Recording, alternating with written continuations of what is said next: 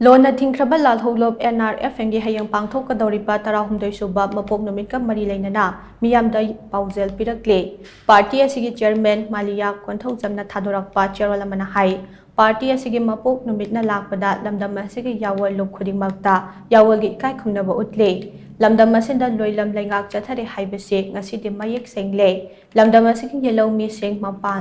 Mapangal sontha naba mitop singa mising mana naba thaurang taurakliba asina lamdam asigi miyangi tunglam chatta kari oirakani haibase achawa wahang ama oirakle khunai ama ningtamna hingnaba honabada changliba sanmilon ase Manipur gi oinadi lekha tahankhre punamak asidagi nanthokpa haibase Manipur khunai gi apunba aduna ngamgadoribane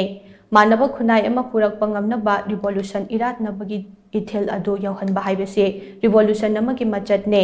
masida party asina socialism na pandam moiraga revolutionary movement changsille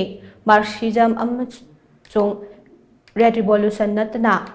nungai yai phaba khunai ama semnaba pambai hojik phawbagi oina leitre revolution asigi theory amasung action anigi apunba se manung khutna khangminadrabade yawal ihosing ase tapna tapna miyoi kharagi khutta takhigani amate pandamdagi nathairakane khunai asi thangduna poriba khunai ja sing mitna singbagi tangai fadaba lei haina so Cherol asina makha tamna phungdorakle